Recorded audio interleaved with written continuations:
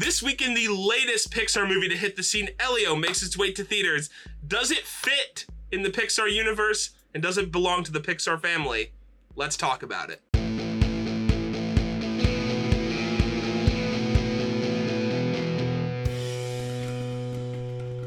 So last night I went to go see Pixar's Elio, and to just start off, I did have a blast. I'm going to talk about this movie in its fullest, but without spoilers, of course. So if you're, wondering if there's going to be any spoilers in this video, there will not be, so you can still watch this and still go enjoy the movie. Before we get started, I will be putting out an official Pixar ranking updated with win or lose and Elio, because I think this is the last of Pixar for this year anyway. So right before we get started, if you're new here, subscribe so you don't miss any more Pixar stuff or Disney stuff, because there'll be plenty more to come for the year. And let's talk about Elio. So my first thoughts within the first 20 minutes were, is this going to be worthy of the Pixar name? Because I heard a lot of people saying it was great, but like, does this feel like a Pixar movie? And like I said, in the first 20 minutes, you'll be like, I don't really know. And then it just hits like a truck.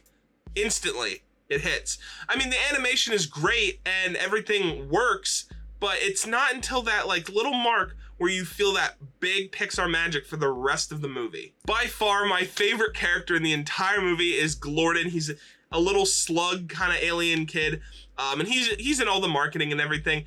They kind of make his personality and Elio's personality somewhat similar in that they just want to do what makes them happy. They want to belong. Glorden just has this very sarcastic personality, but also like mixed with like a child. So there's a lot of in the marketing, you'll be like, I'm a bargaining chip or like something like that. And for me, just easily the funniest character in the movie. Right from the get-go, they give Elio a pretty sad backstory, as they give almost every Pixar character. I won't, spoil anything, but it's a very sad backstory, and kind of carries the weight of the entire movie through that backstory. Glorden's father is the villain of this movie, and he's trying to like impress his dad, but also he doesn't want to be what his dad wants him to be, some big warlord like killer, right? They kind of do this whole thing, and they do it with Elio too, of like living up to expectations and trying to figure out who you are and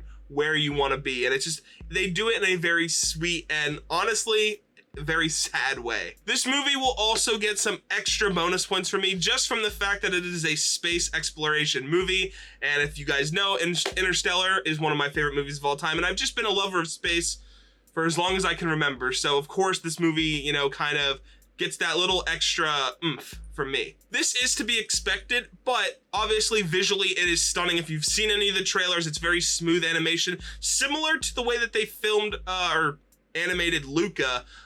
There are a few little extra changes in there, but it's a very good looking film. The colors really pop, and honestly, I would go watch this again just for the visuals. Everything about this movie, especially like the choices that Elio makes, is right out of the Pixar factory, if you want to call it that.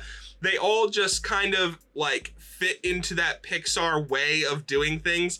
And I'm not saying that's a bad thing. It's, they have different types of things, but it's all into that very sweet and sobby like Pixar way. And I wouldn't want it any other way. The movie also has an amazing score and soundtrack behind it. I was a really big fan of that going into this. Just a lot of like really cool mystical space soundy kind of stuff.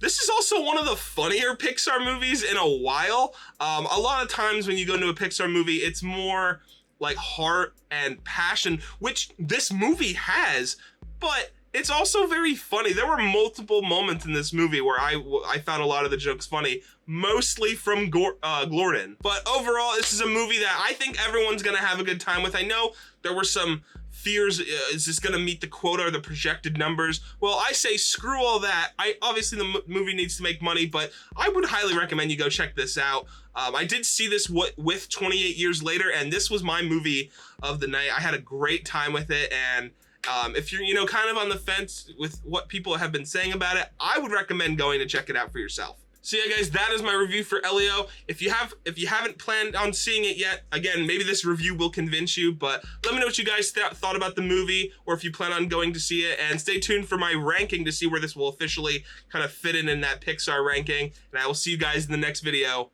Peace, Cardinals.